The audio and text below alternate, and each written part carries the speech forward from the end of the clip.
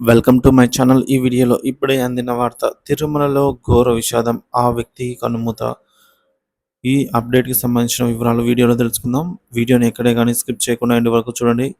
అప్పుడే ఇన్ఫర్మేషన్ పూర్తిగా అర్థమవుతుంది. వీడియో చూస్తున్న ప్రతి ఒక్కరు వీడియోకి లైక్ చేయండి.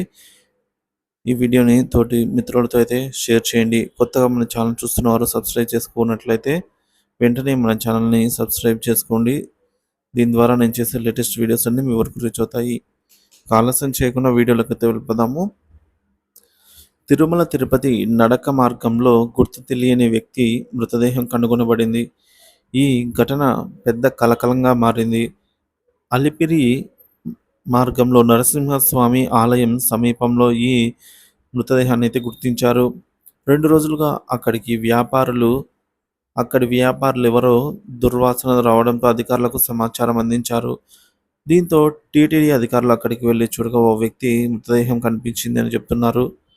ఈ మృతదేహం బాగా కుళ్ళిన స్థితిలో ఉండటం వల్ల గుర్తుపట్టడం చాలా కష్టమైంది.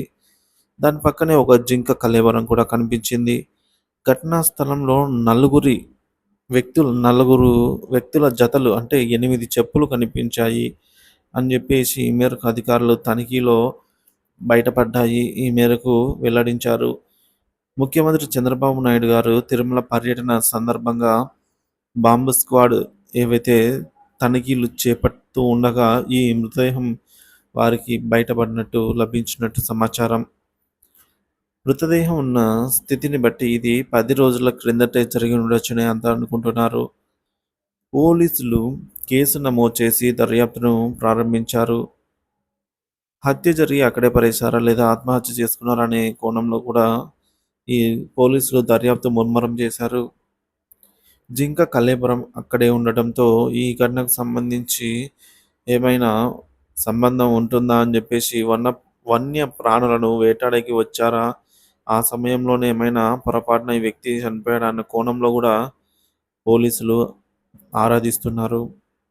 అటవీ శాఖ అధికారులు కూడా ఈ మేరకు విచారిస్తున్నారు.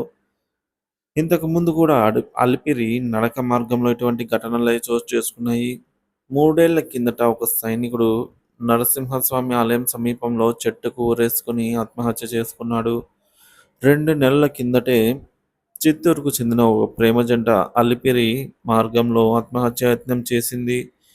భక్తుల గమనికతో టీటీడీ సెక్యూరిటీ వారికి సహాయం చేసి హాస్పిటల్కి అయితే తరలించారు. ఇప్పుడే జరిగిన ఈ ఘటనలో ఆ వ్యక్తి ఎవరా అనేది ఇంకా గుర్తు తెలియాల్సి ఉంది. ఈ దారుణ ఘటనపై మరిన్ని వివరాలు ఇంకా తెలియాల్సి ఉంది.